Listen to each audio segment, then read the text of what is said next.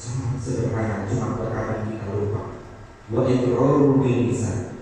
Yang ketiga, bil amali, yaitu setiap makna rasa syukur kita kepada Allah Subhanahu wa taala harus kita aplikasikan ke dalam perilaku kita, ke dalam ucapan kita. Menyadari bahwa sisa umur kita tidak tahu datang sampai mana waktunya, maka kewajiban kita untuk melaksanakan sisa umur kita itu dengan sebaik-baiknya. Bagaimana konsep khairun nas a'afahu linas kita betul-betul terapkan ke dalam setiap aspek perilaku kita, aspek perbuatan kita. Kita harus menyadari bahwa setiap langkah kita, setiap perbuatan yang kita lakukan harus ada nilai mengandung manfaat atau manfaat kepada orang lain. Mari kita sama-sama tanamkan di dalam hati kita ketika kita keluar dari rumah. Kita melaksanakan kewajiban kita beraktivitas, maka kita harus yakin. Kita harus menanamkan betul bahwa setiap yang kita lakukan, ucapan yang kita keluarkan harus memberikan manfaat kepada orang. Itu adalah bagian dari rasa syukur kita kepada Allah Subhanahu wa taala.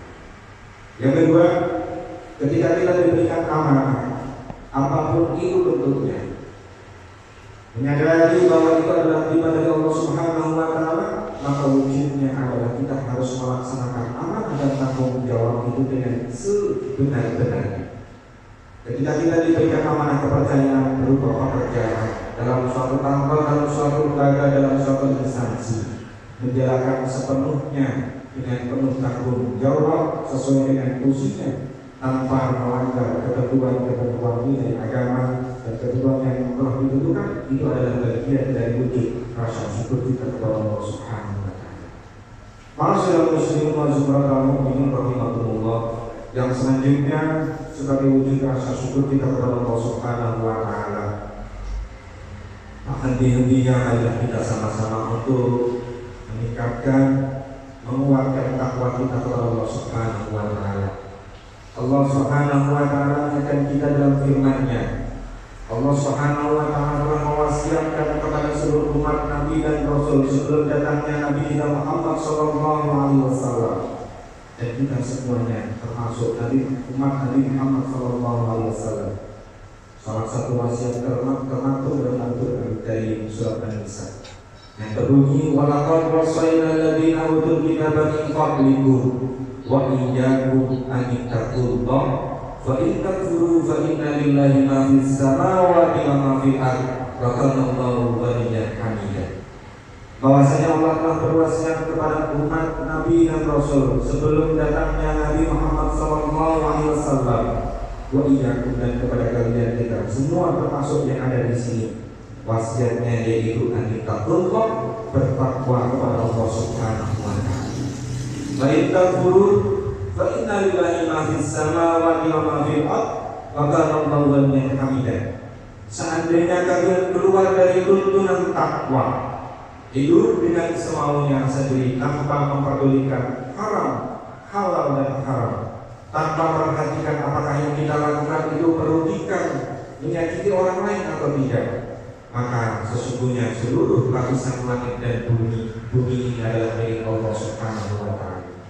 Kenapa pesan takwa selalu dikedepankan oleh para mubalik dan ceramahnya?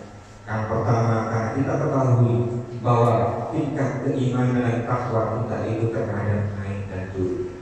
Tanpa kita sadari, tanpa kita ingat bahwa sejatinya iman kita akan menurun. Yazidul imani bil ta'ati wa yanqisul imani bil ma'siyah. Itulah indikator keimanan. Ketakwaan kita naik dan turun. Yang kedua, kenapa pesan takwa selalu disampaikan bahwa kita tidak tahu umur kita sampai kapan kita masih yang ada di dunia ini. Makanya Allah sampaikan, ya ayyuhalladzina amanu taqullaha haqqa tuqatih wa la tamutunna illa wa antum muslimun. Wahai orang yang beriman, bertakwalah kalian dengan sebenar-benarnya takwa, dan janganlah kalian meninggalkan dunia ini kecuali dalam keadaan Islam. Itu harapan Allah Subhanahu wa taala. Maka kewajiban kita untuk senantiasa mengingatkan, siapapun diri kita bersama-sama ingatkan bagaimana menantang takwa kita kepada Allah Subhanahu wa taala. Dan takwa itu adalah aplikatif. Takwa itu tidak hanya sejauh mana rajin kita melaksanakan sholat.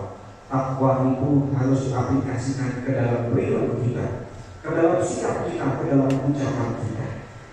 Bagaimana kita berkata yang baik, bagaimana kita tidak menceritakan kekurangan dan kelemahan orang lain, bagaimana kita memberikan doa-doa yang terbaik kita kepada saudara kita, keluarga kita. Itu adalah bagian dari wujud ketakwaan kita kepada Allah Subhanahu wa Ta'ala.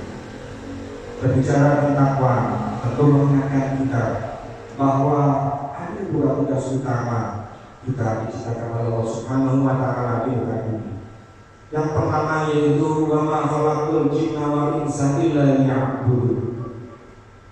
Bahwa tidaklah Allah ciptakan jin dan manusia kecuali hanya untuk menyembah Allah Subhanahu wa Ta'ala. Dari potongan ayat di atas ada dua kata yang perlu digarisbawahi, yaitu ma dan ilah. Para ulama memberikan penjelasan dengan ma dan ilah itu adalah pembatasan.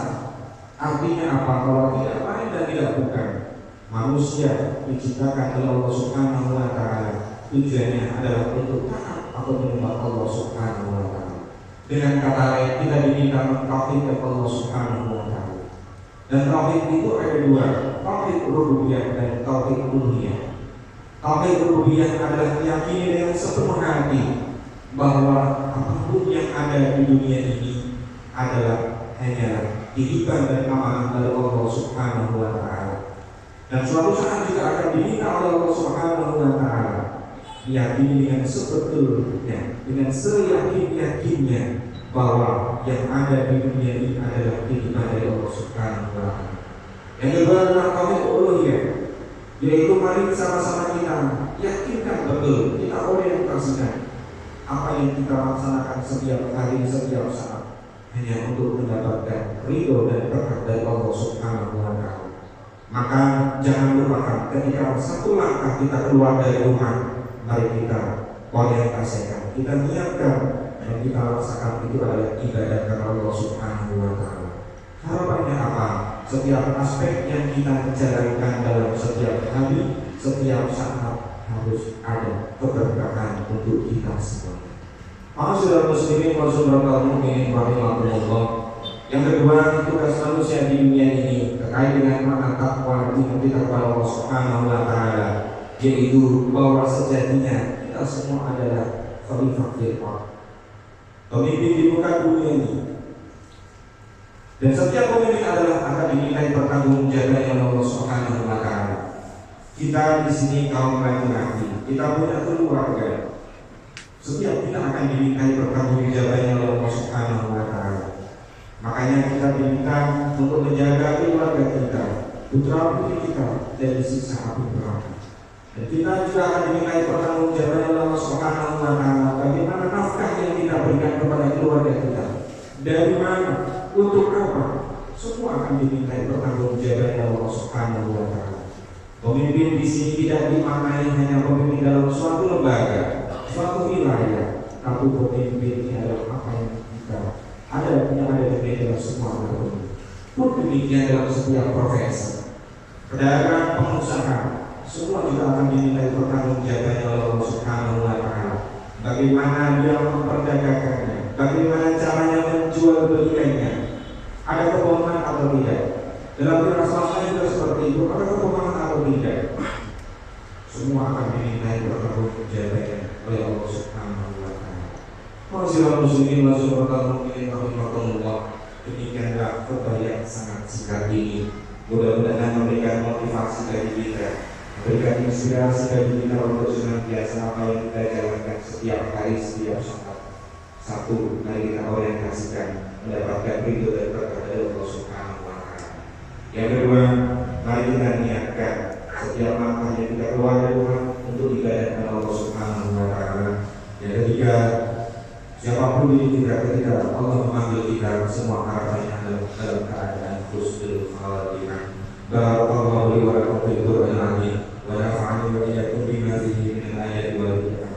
Qul qawli hadza wa astaghfirullaha